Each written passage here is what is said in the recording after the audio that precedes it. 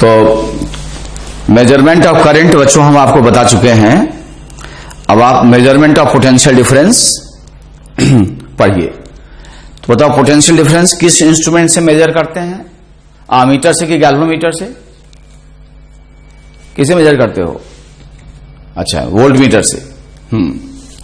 तो इसका मतलब यह हुआ कि यदि आपको पोटेंशियल डिफरेंस मेजर करना है तो आपको वोल्ट मीटर यूज करना पड़ेगा।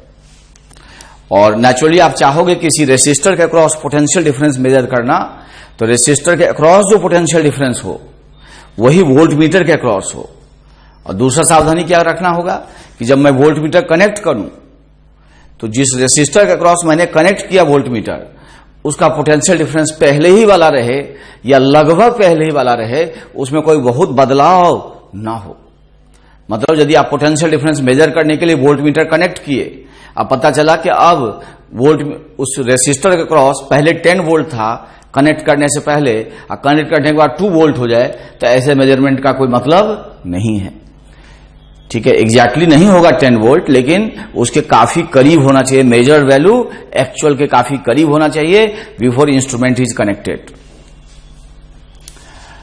तो जैसे मान लीजिए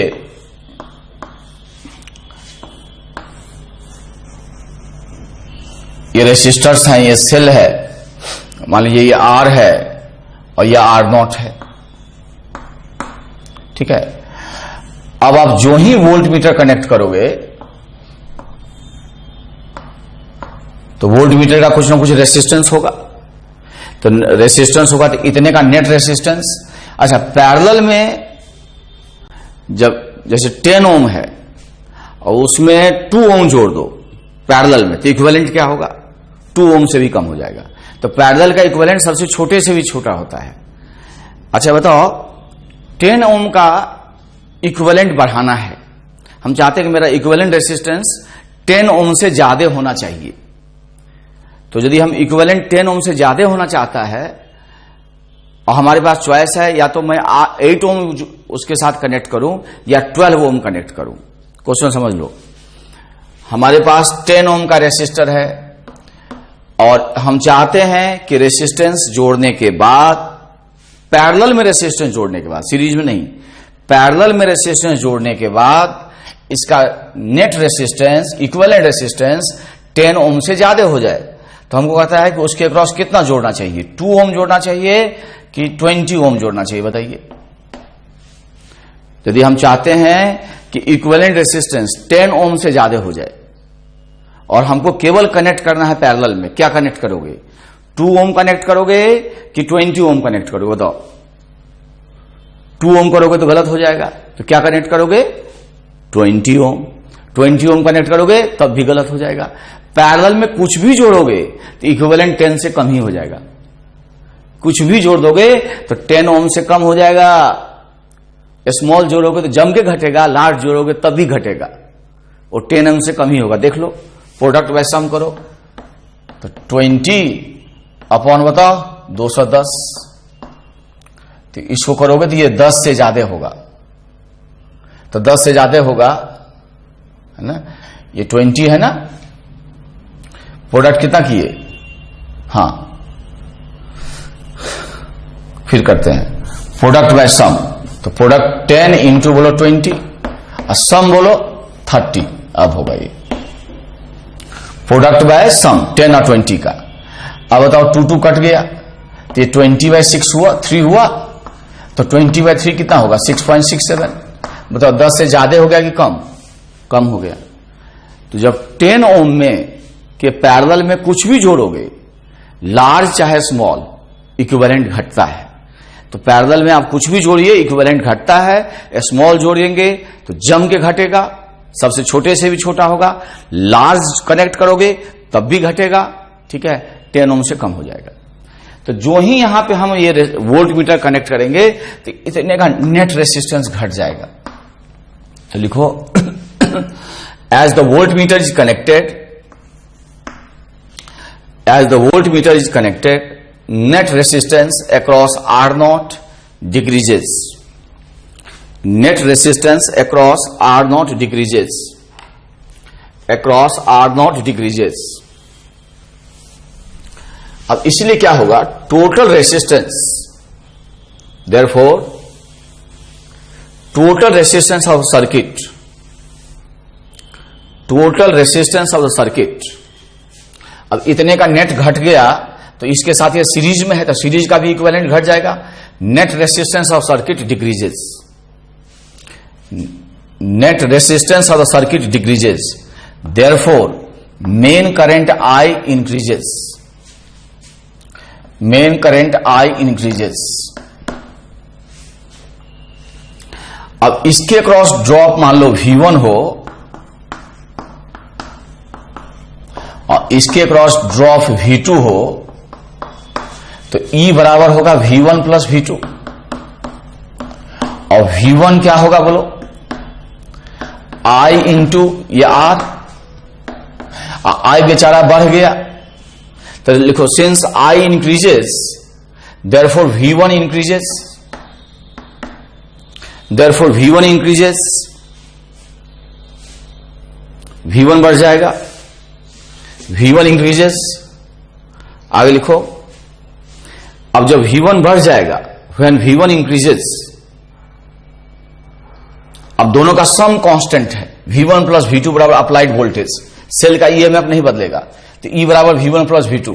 so when V1 increases V2 must decrease, V2 must decrease,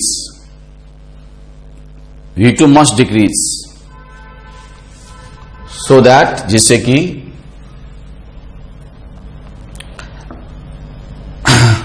sum of V1 plus V2 remains constant, sum of V1 plus V2 remains constant, therefore voltmeter reading of the voltmeter is less than the potential difference that exists across the resistor R0, exists across the resistor R0 before voltmeter is connected, across R0 before the voltmeter is connected, before the voltmeter is connected, hence hence काट दो, लिखो this is not desirable, this is not desirable, ठीक है। Reading of voltmeter should be very close to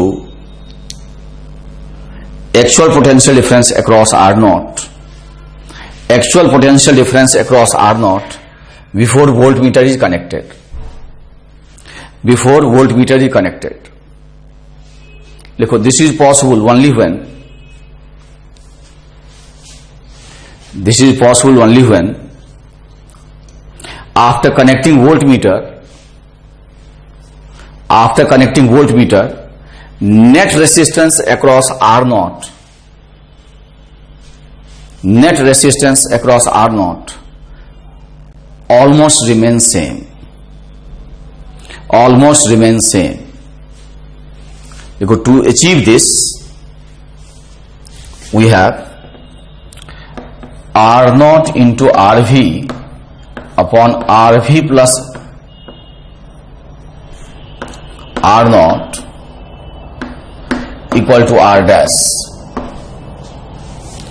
तो ये जो R dash है इनके अक्रॉस इक्विवेलेंट हो गया, इनके अक्रॉस।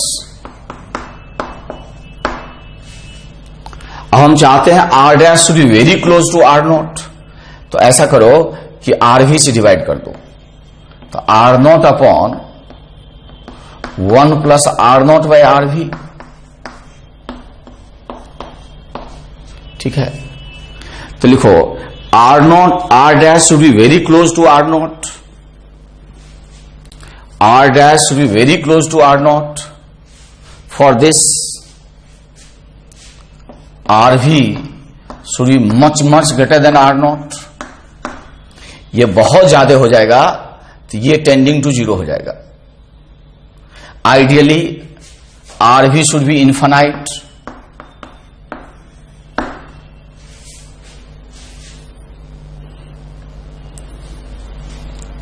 ठीक है, and in this condition measure potential difference will be very close to actual potential difference before voltmeter is connected. Therefore, resistance of the voltmeter is kept very large. Resistance of the voltmeter is kept very large. Is kept very large.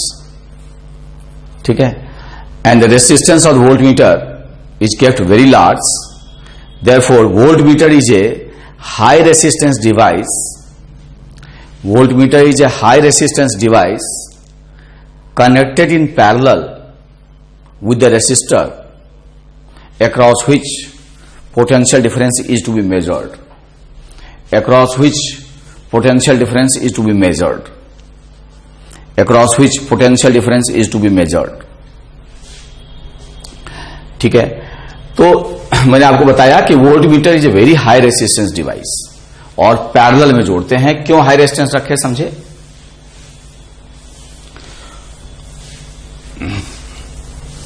अब देखो, galvanometer is the basic instrument, है ना।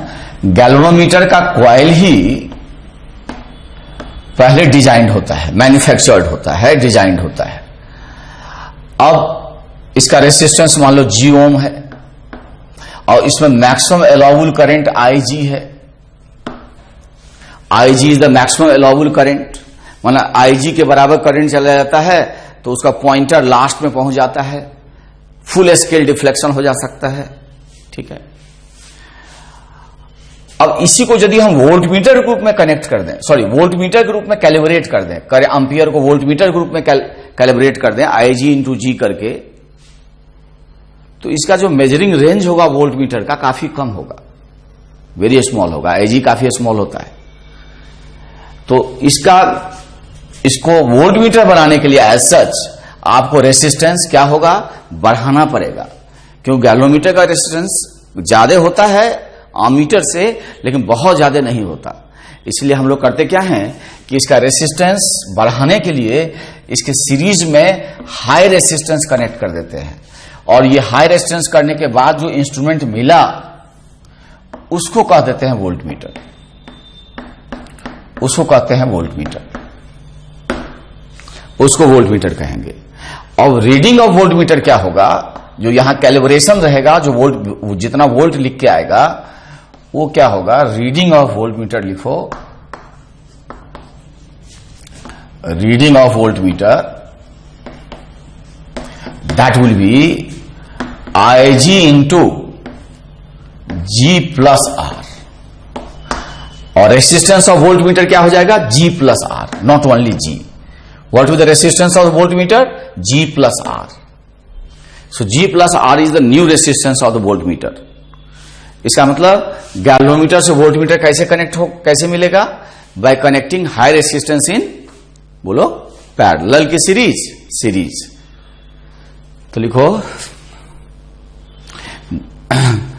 by connecting high resistance in series, by connecting high resistance in series, we get, by connecting high resistance in series with the galvanometer, voltmeter is obtained, voltmeter is obtained। ठीक है, ये चीज देख लो, उसके बाद उतारना, पहले देख लो।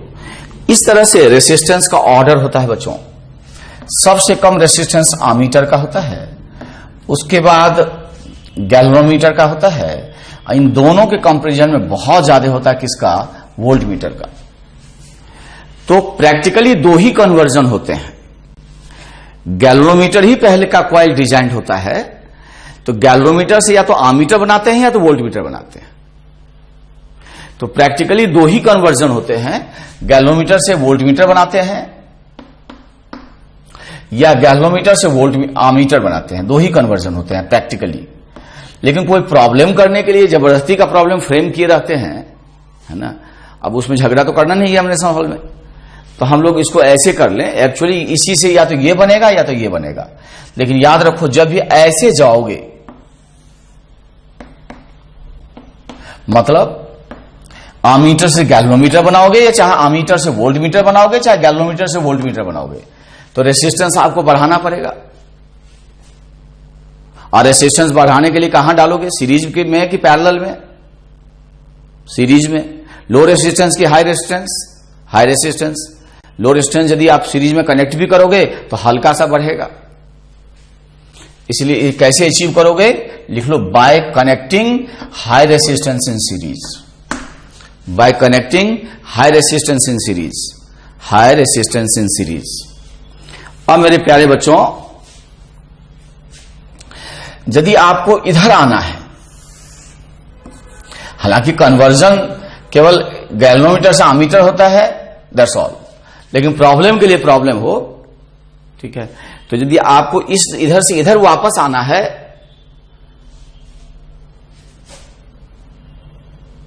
गैल्वेनोमीटर से अमीटर आना है, वोल्टमीटर से गैल्वेनोमीटर आना है, वोल्टमीटर से अमीटर आना है, तो आपको रेसिस्टेंस घटाना चाहिए कि बढ़ाना चाहिए?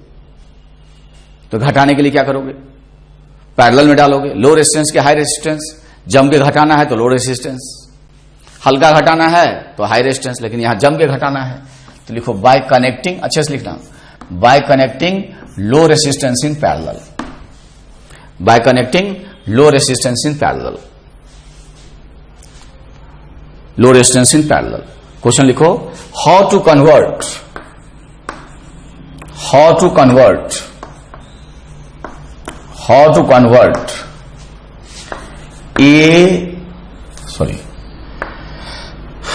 लिखो A to G, A to V, G to V, बताइए कैसे? A to G, A to V, G to V, by connecting, resistance बढ़ाना घटाना है? बढ़ाना है, high resistance in series. Question अनेक, आंसर एक। फिर है कन्वर्ट करना है, V to G, V to A, G to A, ध्यान देना गलत ना करें हम, वापस आना है। तो वापस आने के लिए रेजिस्टेंस को घटाना पड़ेगा, तो कैसे घटाओगे? तो लिखो bye connecting low resistance in parallel, by connecting low resistance in parallel. Question लिखो, a 100 ohm galvanometer gives, a 100 ohm galvanometer gives, 100 ohm galvanometer gives full scale deflection at 10 milliampere, at 10 milliampere. Find the resistance to be connected, find the resistance to be connected with it, resistance to be connected with it, to convert it into voltmeter, to convert it into voltmeter, which can measure maximum potential difference of, maximum potential difference of, first लिखो 60 volt, first लिखो 60 volt, second लिखो, पहले first करके दिखाओ, पहले first करके दिखाओ, video रोक दो, पहले फर्स्ट करके दिखाओ।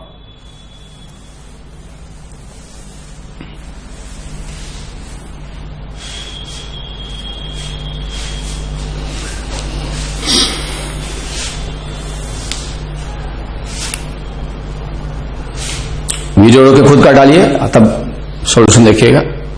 अब मेरे बच्चे होशियार हैं और वीडियो देख के खुद कर डाले, बिना देखे, देख के नहीं रहे। तो हमारा 100 ओम का गैल्वेनोमीटर है और उसमें रेसिस्टेंस R सीरीज में जोड़ना होगा वोल्टमीटर के लिए, और अलाउबल करंट वही होगा जो गैल्वेनोमीटर का अलाउबल करंट है। तो गैल्वेनोमीटर का अलाउबल करंट है 10 milli ampere, that will be 0.01 ampere. So Ig is 10 milliampere equal to 0.01 ampere. अब हम चाहते हैं कि इतना करंट यदि पास करे तो इसके क्रॉस पोटेंशियल डिफरेंस 60 वोल्ट के बराबर हो जाए। इसका मतलब R plus 100 into 10⁻⁻² equal to 60। इसलिए R प्लस 100 इक्वल टू बोलो 6000 6000। इसलिए R इक्वल टू लिखो 5900 ओम। कभी कभी ये इतना छोटा होता है, इसके कंपैरिजन में इतना छोटा होता है कि लगभग उसी के बराबर कर लेते हैं। यहां तो ठीक है। सेकेंड लिखो जो 600 वोल्ट, कितना पोटेंशियल डिफरेंस मेजर करना है? 600 वोल्ट। खुद से कर डालो तो वीडियो रोक के,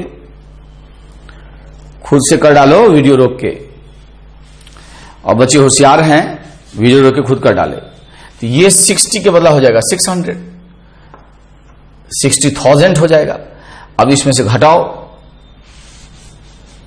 तो 00995 इतना ओम हो जाएगा।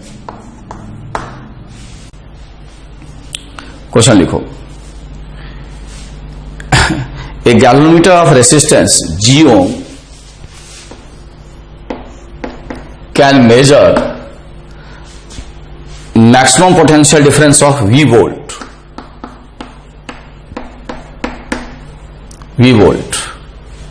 Find the resistance to be connected with it. Resistance to be connected with it to convert it into voltmeter.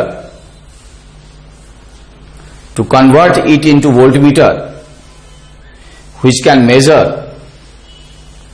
maximum potential difference of,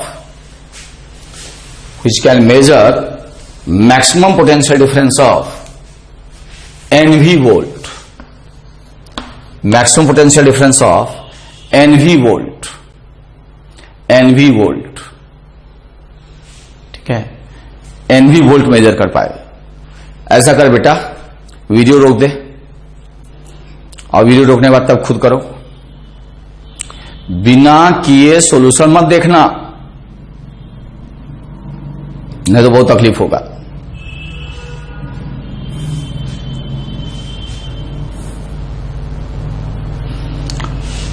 I hope हमारी बात आपको समझ में आ गई। और अब वीडियो रोक के अब सॉल्यूशन देख रहे हो, बहुत अच्छे बच्चे हो यार। ऐसे G ओम है, इसकी क्रॉस पोटेंशियल डिफरेंस V है, ज्यादा ज्यादा V मेजर कर सकता है, तो इसे अलाउड करंट आ जाएगा गैल्वेनोमीटर में। कितना? Ig into G is V, इसलिए Ig बराबर बोलो भाई V/G। गुड। अब हम चाहते हैं कि इसमें एक रेसिस्टेंस जोड़ दें और करंट उतना ही पास करे और टोटल पोटेंशियल डिफरेंस डिवाइस के क्रॉस NV वोल्ट हो जाए। इसका हम चाहते हैं Ig into G plus R equal to NV volt हो जाए। अब Ig का वैल्यू यहां से पुट कर बेटा, तो ये हो जाएगा VG, V/G। G ohm is the resistance of the galvanometer, तो G plus R equal to NV। V और V को काटो, ठीक है। तो इसलिए G प्लस R का वैल्यू बताओ, NG, समझे जी? उधर ले जाओ तो जगह N-1G, ठीक है। यदि पूरे वोल्टमीटर का रेसिस्टेंस पूछेगा तो उसमें फिर G ओम जोड़ देंगे सीरीज में, और कहेगा एक्स्ट्रा कितना जोड़ना है, तो इतना, ठीक है। लिखो,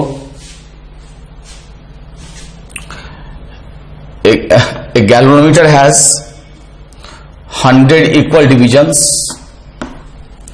100 equal divisions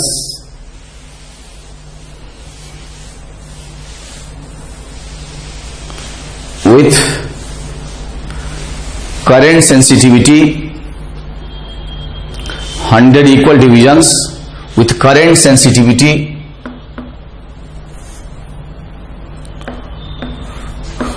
two divisions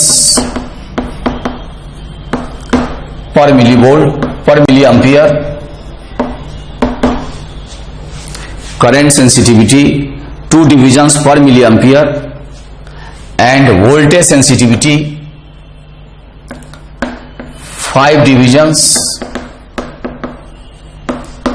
per millivolt.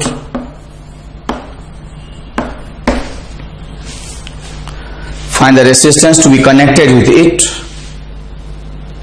Resistance to be connected with it to convert it into a voltmeter. To convert it into a voltmeter which can measure maximum potential difference of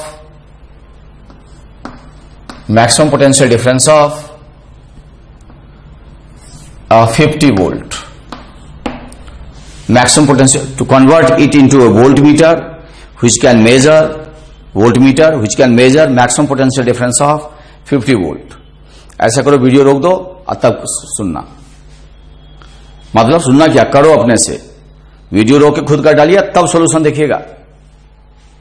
खुद पहले कर डालो, इन्हीं के इंतजार में हैं।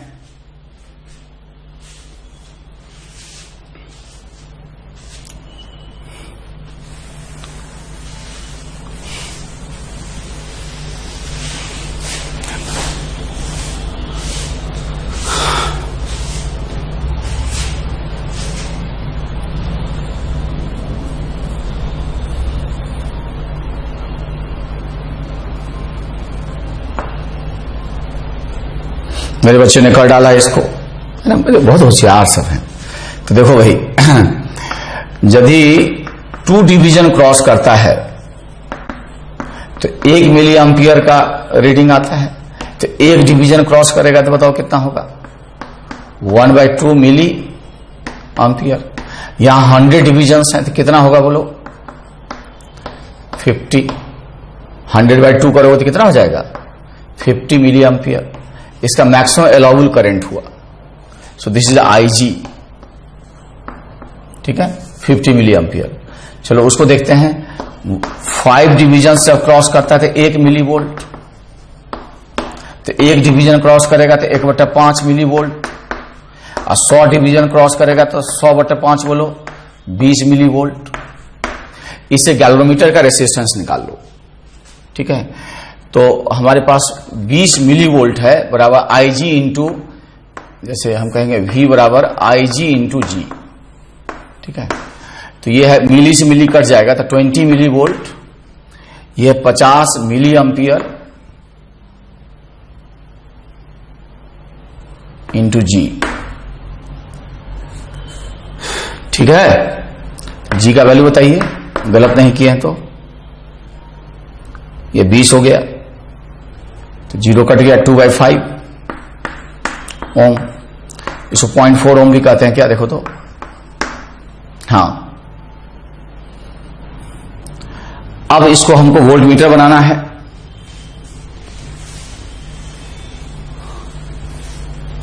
$50 volt का रीडिंग होना चाहिए। तो नेचुरली इस गैल्वेनोमीटर जिसका रेसिस्टेंस 0.4 ओम है, उसके साथ एक सीरीज में कैपिटल R डालेंगे और अभी भी करंट वही अलाउ करेंगे जो पहले था। अलाउबल करंट कितना, allowable current is 50 milliampere, मतलब 0.05 एम्पियर। तब जो टोटल ड्रॉप होना चाहिए डिवाइस के क्रॉस वो 50 वोल्ट होना चाहिए। 50 मिली एम्पियर को 0.05 लिखे, ठीक है, 1000 से डिवाइड किए तो 0.05 into R plus 0.4 equal to बताओ 50 होना चाहिए। तो R प्लस 0.4 हो जाएगा, तो 50/0.05, तो 50/5 इंटू 10⁻², ठीक है। -2 करेंगे तो ऊपर +2 हो जाएगा, तो ये 10, तो 1000 हो गया, 1000 हो गया, तो ठीक है। तो 1000 में चाहो तो 0.4 घटा लो, अच्छा मन करे तो ना घटाओ। घटाने का मन है तो कर लो। 999.6 ओम। और ये चॉइस नहीं है, केवल 1000 ओम है तो वो भी सही है, दोनों है तब ये सही है। कैलकुलेशन जरा चेक कर लेना भाई, बच्चे हो तुम लोग।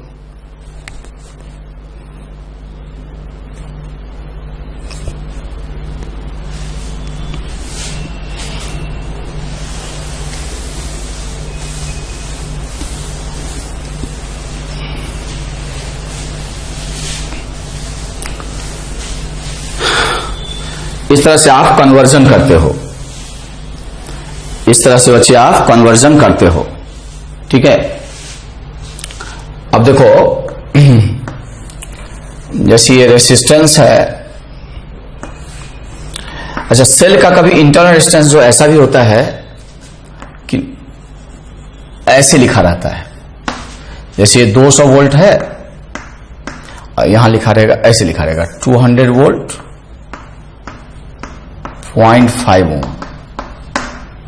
इसका मतलब 0.5 ओम इस बैटरी का इंटरनल रेजिस्टेंस है जो दिखाया गया नहीं गया है। और ये जो दिखाया नहीं गया है आपको दिखाना पड़ेगा, ये आमीटर है। तो आमीटर या तो आइडियल हो या बहुत कम रेजिस्टेंस हो। तो रेजिस्टेंस ऑफ आमीटर दिया हुआ है 1.5 ओम का, ठीक है। और ये जो है 198 ओम का है, और ये 400 ओम है, और ये वोल्ट मीटर है। लिखो resistance of the voltmeter is 1200 ohm, 1200 ohm. Find the reading of ammeter and voltmeter. Reading of ammeter and voltmeter. Reading of ammeter and voltmeter. ऐसा करो बेटा, वीडियो रोक दो और खुद का डालो, तब सॉल्यूशन देखना। वैसे सॉल्यूशन नहीं देखना है, इसको रोकिए और रोकने के बाद सॉल्यूशन देखिए। तो इन दोनों के पैरेलल का इक्विवेलेंट निकाल लो। तो 1200 और 400 के पैरेलल का इक्विवेलेंट बताओ। 12×4 का 300, ठीक है। सर्किट को स्टेप बाय स्टेप रिड्यूस कर दो। 12 और 4 का प्रोडक्ट होगा 48 और डिवाइडेड बाय 16 तो 300 ओम हो जाएगा। ये 198 ओम है,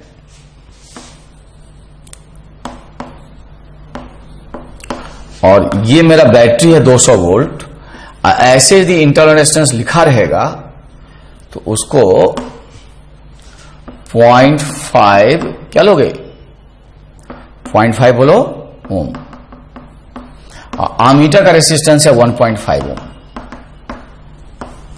तो कुल को जोड़ोगे तो ये हो जाएगा 2, ये 198 है तो 200, 200 एक 300 तो 500 हुआ। तो टोटल रेजिस्टेंस 500 ओम हो गया। तो 200 वोल्ट में 500 ओम से डिवाइड करोगे तो 2/5 मतलब 0.4 एम्पियर हुआ। तो यहां 0.4 एम्पियर जाएगा तो आमीटर का रीडिंग तो 0.4 एम्पियर हो जाएगा। तो यहां 0.4 एम्पियर हो गया। तो यहां पोटेंशियल ड्रॉप निकाल लो। तो 300 इंटू 0.4 कितना होता है बताओ, 120 वोल्ट। 300 into 0.4 is 120 volt. तो पैरेलल की इक्विवेलेंट में 120 वोल्ट है, तो पैरेलल के प्रत्येक में बोलो 120 वोल्ट होगा। Therefore what is the reading of the voltmeter, 120 volt. What is the reading of the voltmeter, 120 volt. नहीं समझ में आया है तो वीडियो रोक के खुद समझ ले,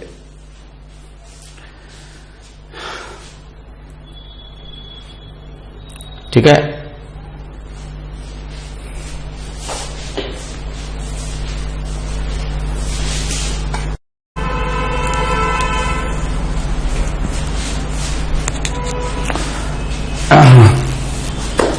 तो आगे बढ़ते हैं। ये लिखो, इफ यहां इसमें लिखो बच्चों, if the voltmeters are ideal, then find the reading of each voltmeter. इसमें लिखो फर्स्ट क्वेश्चन में, if the voltmeters are ideal, then find the reading of the voltmeter, the reading of each voltmeter. First question. Second लिखो, when switch S is open, the reading of the voltmeter is 20 volt. ठीक है. When switch S is closed,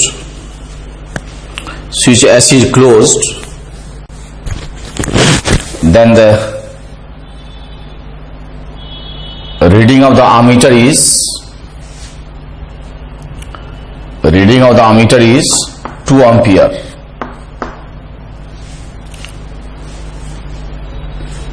Ammeter is 2 ampere. ठीक है. And that of the voltmeter is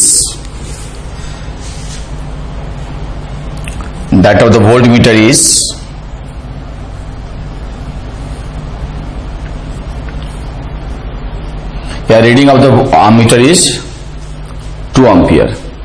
If ammeter is ideal,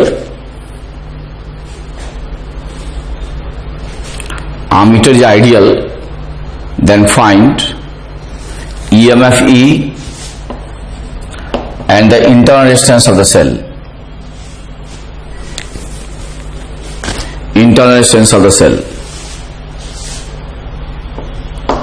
Second part लिखो, suppose ammeter is not ideal and its reading is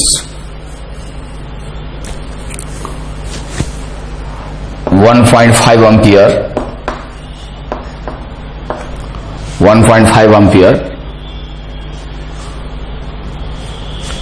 and the reading of the voltmeter is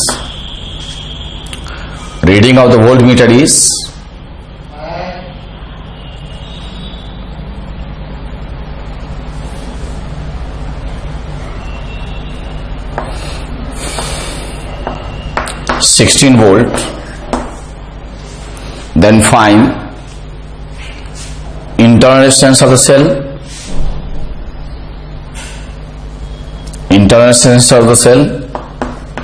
and the resistance of the ammeter. देखते हैं कैसा बनता है ये. इसमें लिखो, if reading of voltmeter is 12 volt, then find the resistance of the voltmeter.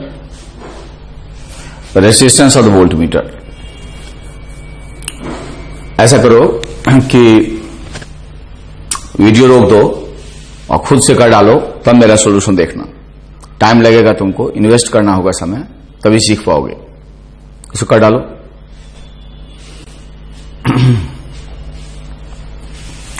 और बच्चे होशियार हैं,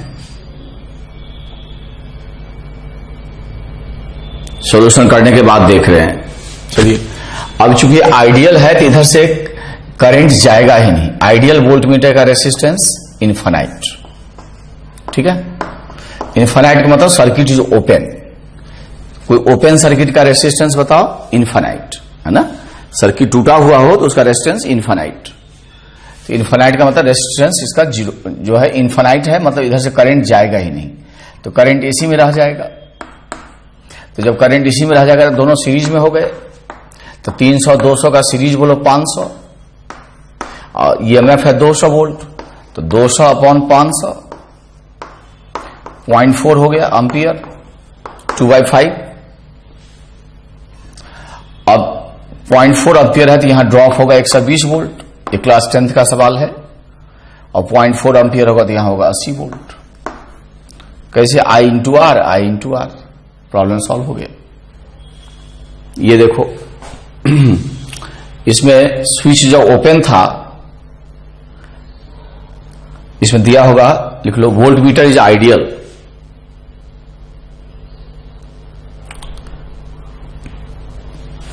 इसमें दिया रहेगा वोल्टमीटर आइडियल, मतलब वेरी हाई रेजिस्टेंस दिया रहेगा, लिखाए होंगे हम, नहीं लिखा रहेंगे तो आपको मानना पड़ेगा वोल्टमीटर आइडियल है, नहीं तो नहीं बनेगा।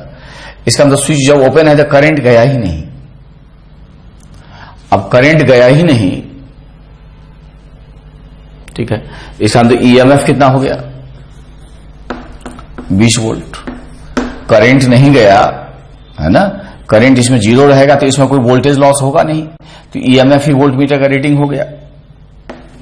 जब स्विच ऐसे ऑन कर दिया तो करंट इधर से आकर के इसमें चला गया, तो करंट 2 एम्पियर आया, तो वही करंट 2 एम्पियर इसमें भी होगा, ठीक है।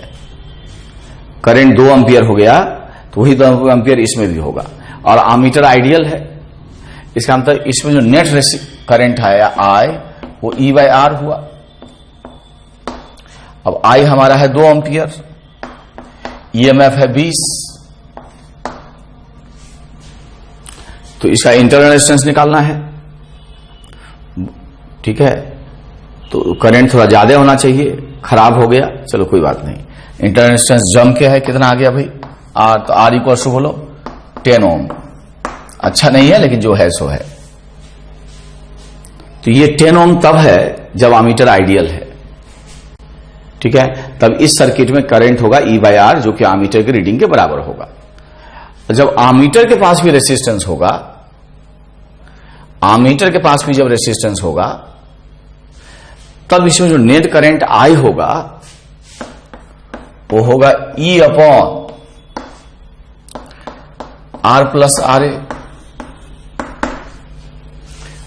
आई हमारा है E है हमारा 20, तो R+RA बताओ, करंट बताओ 1.5, ठीक है।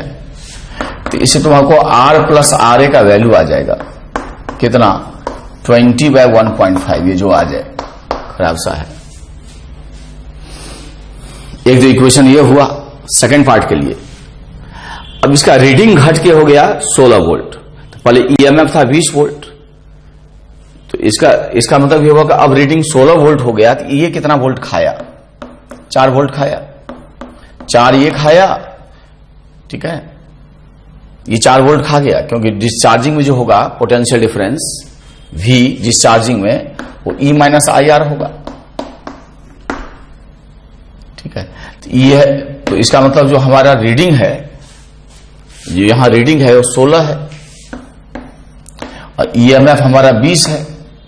आई बताओ कितना है, आई दिया है 1.5 एम्पियर, तो 1.5 ले लो इंटू स्मॉल r, तो इसको बाएं दाएं करो तो 1.5 R इक्वल्स टू बताओ कितना होगा 4।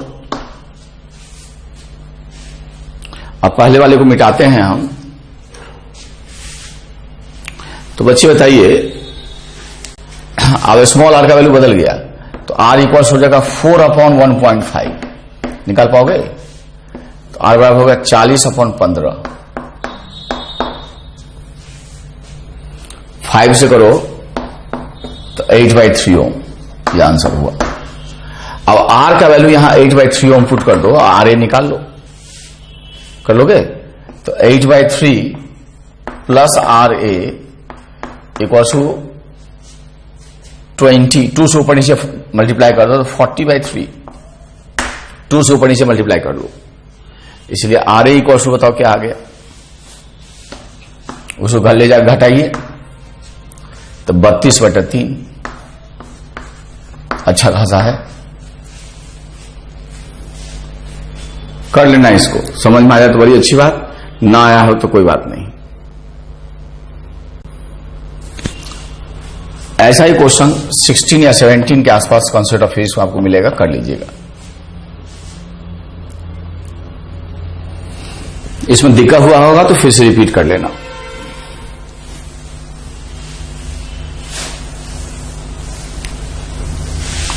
अब देखो ध्यान दो, तो शॉर्टकट करते हैं। यहां ये कितना वोल्ट खा रहा है 12 वोल्ट, टोटल यहां कितना लगाए 20 वोल्ट, 20 वोल्ट यहां लगाए तो यहां कितना खाया होगा कि ये सम ये 20 के बराबर होगा, तो ये 12 वोल्ट खा गया, तो ये इसके लिए कितना बच जाएगा 8 वोल्ट। तो 8 वोल्ट यदि ये खाएगा तो 2 इंटू आई बराबर 8, तो आई हो जाएगा 4 एम्पियर। इसका मतलब 4 एम्पियर यहां से आया। अच्छा 12 वोल्ट यहां ड्रॉप है तो इसमें करंट निकाल लेंगे। तो 12 डिवाइडेड बाय 4 बोलो 3 एम्पियर। 12 वोल्ट का ड्रॉप है, 4 ओम है तो करंट इसमें 3 एम्पियर। तो रेस्ट 4 एम्पियर आया और 3 एम्पियर चला गया, तो इसमें कितना गया 1 एम्पियर। और 1 एम्पियर जब करंट पास किया तो यहां ड्रॉप बोलो 12 वोल्ट। इसका मतलब वोल्ट मीटर का रेसिस्टेंस है R V into 1 ampere equal to 12। बताओ आर वी इक्वल टू कितना 12 ओम।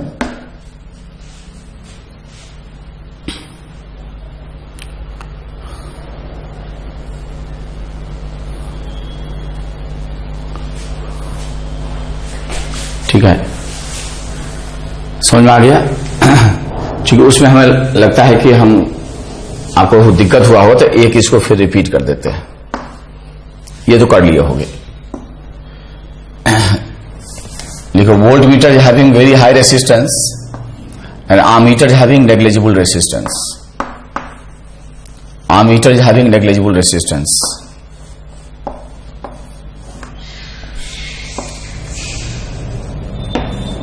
negligible resistance.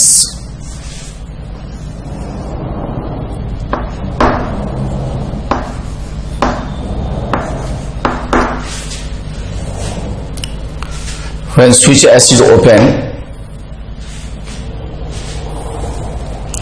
reading of the voltmeter is 10 volt.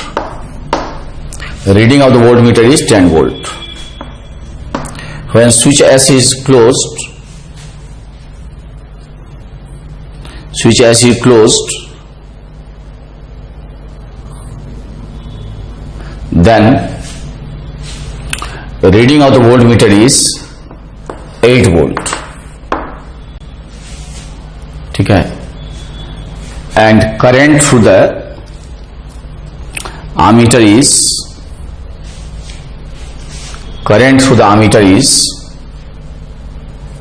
2 ampere. Then find resistance, EMF and the internal resistance of the cell. Find EMF and the internal resistance of the cell. EMF and the internal resistance of the cell. EMF and the internal resistance of the cell. EMF निकालिए और cell का internal resistance निकालिए और इसको अच्छे से करिए। Video रोक दीजिए और खुद कर डालिए। मैं रिपीट कर दिया, अब वीडियो रोक दिया आप लोग। अब आप सॉल्यूशन देखो। स्विच ओपन है, अब वोल्ट मीटर का बहुत ज्यादा रेसिस्टेंस है तो इसमें करंट नहीं होगा, तो सर्किट ओपन हो गया तो इसमें कोई वोल्टेज ड्रॉप नहीं होगा। इसका मतलब वोल्ट मीटर का जो रीडिंग है वही ईएमएफ हो गया, 10 वोल्ट हो गया।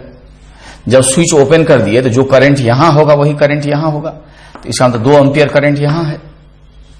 अब जो वोल्ट मीटर का रीडिंग होगा वो डिस्चार्जिंग कंडीशन है, तो डिस्चार्जिंग कंडीशन में पोटेंशियल डिफरेंस कितना होता है? डिस्चार्जिंग है, ये करंट निकल रहा है तो E minus I R, charging होता है E प्लस आई आर। तो वोल्ट मीटर का रीडिंग कितना है बताओ? 8। E कितना है बताओ? 10। I कितना है बताओ? 2। स्मॉल r बताओ, निकालना है। इसलिए 2R इक्वल्स टू बोलो 2, इसलिए R equals to 1 Om.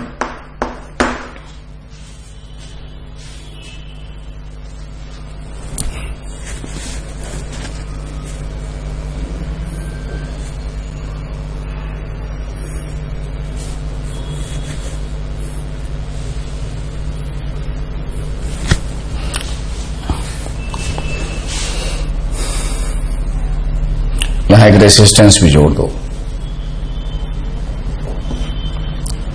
R dash, तब ये सवाल सही होगा। मेरे दो अलग अलग तरीके से अलग अलग आ जाएगा।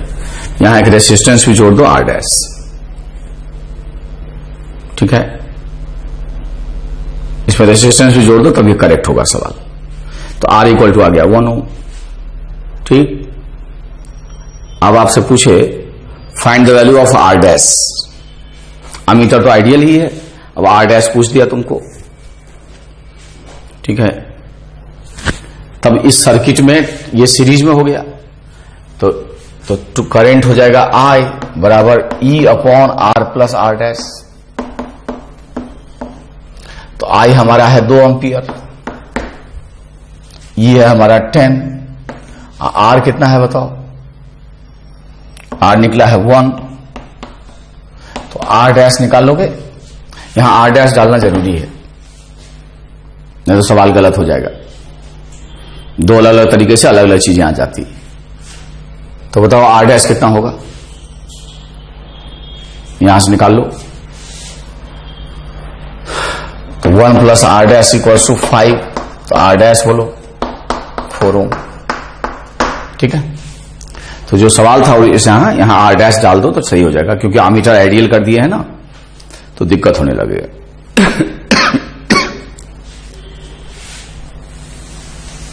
ठीक बच्चों,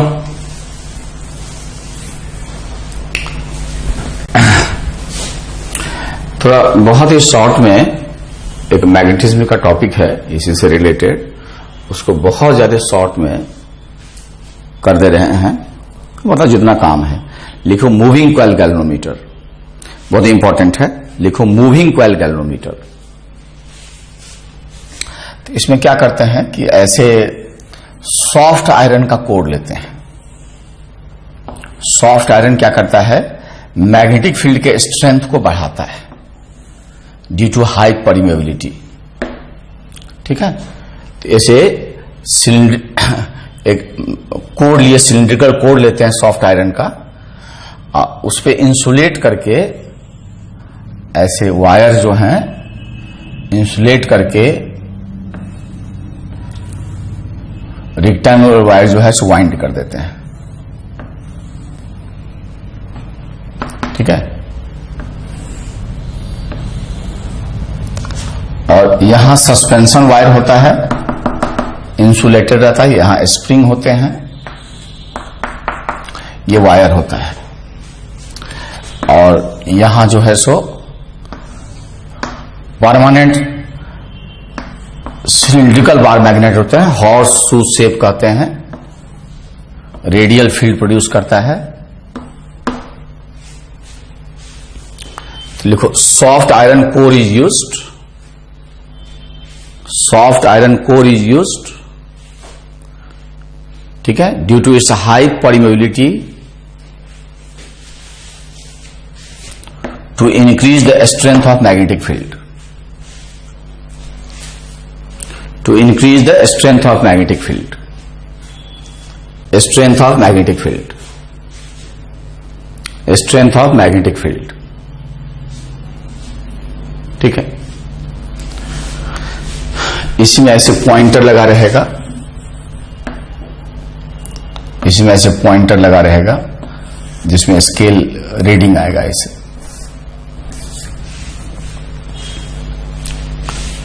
ठीक है, लिखो insulated rectangular wires are conducting wires are insulated rectangular conducting wires are wound on the core। ठीक, लिखो cylindrical bar magnet, cylindrical permanent magnet produces radial magnetic field, produces radial magnetic field। ठीक है, अब इसी को ऊपर से देखोगे तो ये इस तरह टॉप व्यू दिखाई देगा, ये ऐसे दिखाई देगा,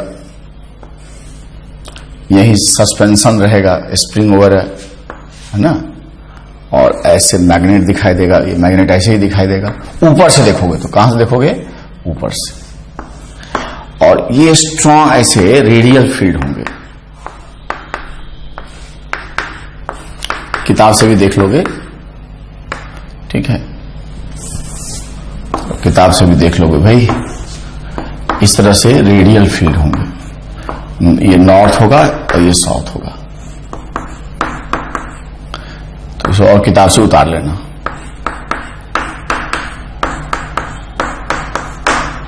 इसी में पॉइंटर लगे रहते हैं और यहां स्केल होता है, उसी पे डिफ्लेक्शन होता है। ठीक है, लिखो, when current is passed in the coil, जो इसमें करंट पास करते हैं, ठीक है, देन इट एक्सपीरियंसेस टॉर्क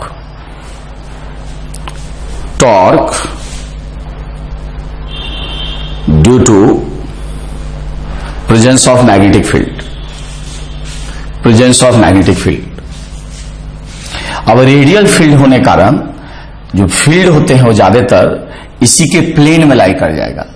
तो दी फील्ड इसी के प्लेन में लाई कर गया, ठीक है, और जो डायपोल मोमेंट होता है वो प्लेन के परपेंडिकुलर होता है। डायपोल मोमेंट म्यू लो चाहे एम लो, ठीक है। तो जो टॉर्क का फॉर्मूला होता है एम बी साइन थीटा चाहे म्यू बी साइन थीटा, जो फॉर्मूला यूज करो, mu is the magnetic dipole moment और म्यू का वैल्यू होता है number of turns into current into area bonded by the loop. Number of turns into current into area bonded by the loop, ठीक है। तो यहां radial field होने कारण, अच्छा यहां अभी देखो म्यू ऐसे होगा और फील्ड इसी के प्लेन में होगा रेडियल फील्ड के कारण। तो म्यू और बी के बीच का एंगल कितना हो जाएगा बोलो, 90। और जब ये रोटेट करेगा तो रेडियल फील्ड के कारण ये एंगल 90 डिग्री मेंटेन रहता है। तो शॉर्ट में कर रहे हैं, तो टॉर्क पूरा हो गया म्यू बी। लिखो, due to this torque coil rotates, rotate होने के बाद भी ये वैलिड रहेगा angle 90 degree. Coil rotates and causes twisting in the suspension wire,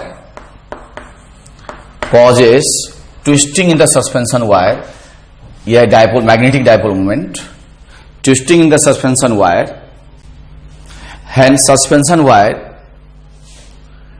produces restoring torque. If theta is net rotation by the coil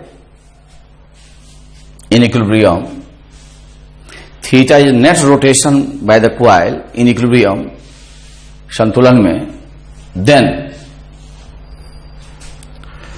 deflecting torque equal to, लिखो restoring torque, लिखो deflecting torque equal to, लिखो restoring torque बराबर restoring torque. Short में कर रहे हैं इसलिए थोड़ा सा, रिस्टोरिंग टॉर्क, डिफ्लेक्टिंग टॉर्क और रिस्टोरिंग टॉर्क। तो डिफ्लेक्टिंग टॉर्क होगा NIAB और रिस्टोरिंग टॉर्क होगा K theta, where K is called torsional constant, ठीक है। तो इससे आप क्या देखते हो कि I बराबर हो गया K bye NAB,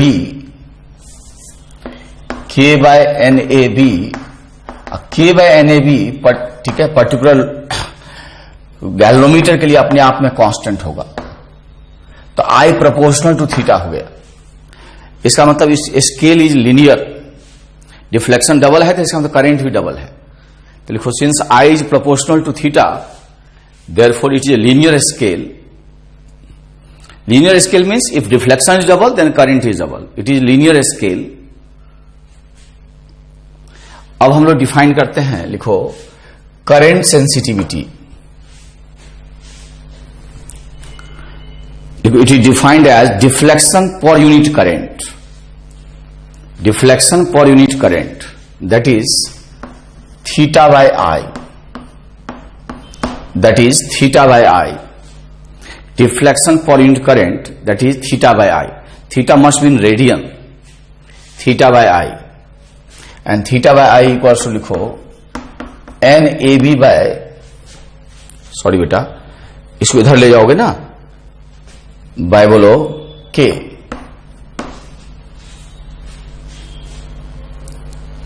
NAB bye K।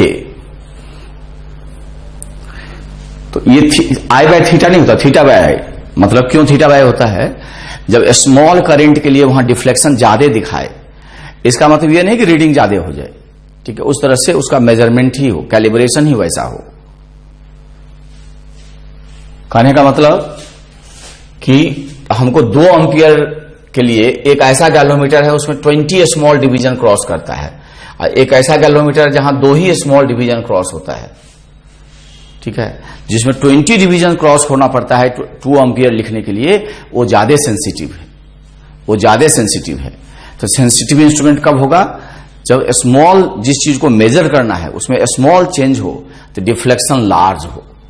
तो लिखो for better current sensitivity theta by I should be large, theta by I should be large, ठीक है। अब लिखो वोल्टेज सेंसिटिविटी, अब लिखो वोल्टेज सेंसिटिविटी, लिखो if I the resistance of the coil, then the voltage sensitivity is theta by V, that is theta by IR, equals to NAB by KR। लिखो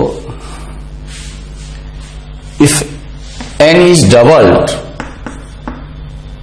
n को n से 2n कर दे, if n is doubled then what will the effect on current sensitivity and voltage sensitivity? What will the effect on current sensitivity and voltage sensitivity? Current sensitivity and voltage sensitivity। तब current sensitivity और voltage sensitivity में क्या फर्क पड़ेगा? Video रोक के कर डालो, 12th में सब लोग इसको करते हैं। तो यदि n डबल कर दोगे बाकी कांस्टेंट रहेगा, तो लिखोगे करंट सेंसिटिविटी गेट्स डबल्ड। लिखो current sensitivity gets doubled, current sensitivity gets doubled, gets doubled, ठीक है। जो करंट सेंसिटिविटी है वो डबल है।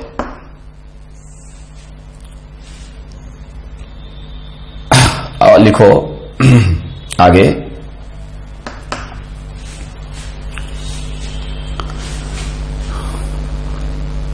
तब जो आपका करंट सेंसिटिविटी है दुगना हो गया।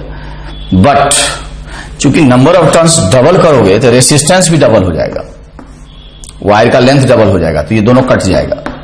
But voltage sensitivity remains same, voltage sensitivity remains same because resistance R also gets doubled। इसलिए पूछता है resistance R also gets doubled, resistance R also gets doubled, resistance R also gets doubled। देखो in the moving coil galvanometer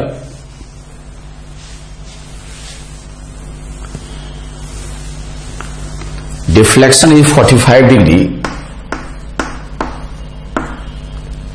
45 deflection is 45.0 degree, and the least count is 1 degree, least count is 1 degree। Then find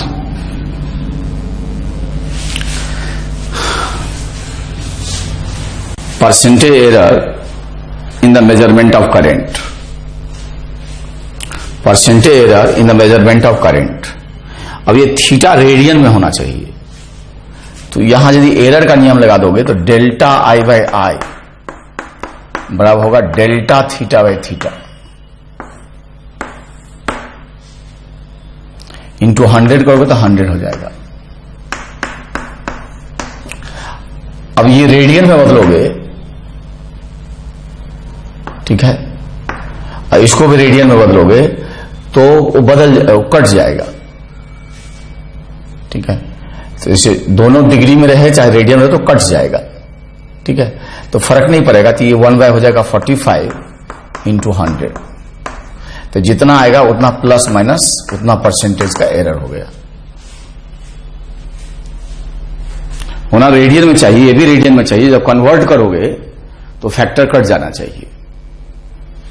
जैसे 180 degree होता है pi radian, ये हो जाएगा pi by 180 into 45, और ये भी हो जाएगा पाई बाय 180। तो वो पाई बाय 180 कट जाएगा, चिंता की कोई बात नहीं है। लेकिन यदि के दे दे, एन दे दे, ए दे दे, बी दे दे, करंट पूछे और थीटा दे दे, तो थीटा को डिग्री में नहीं यूज करना, किसमें यूज करना? रेडियन में। जैसे कह देगा 20 डिग्री डिफ्लेक्शन, इसको रेडियन में बदल देना कि 180 डिग्री है पाई रेडियन, ठीक है, तो 20 डिग्री कितना रेडियन होगा उसमें बदल देना, उसके बाद करना, ठीक है। तो ये आपका हो गया आमीटर, गैल्वेनोमीटर और बोलो वोल्ट मीटर। इसको ठीक से पढ़ोगे, ये बहुत ही इंपॉर्टेंट है।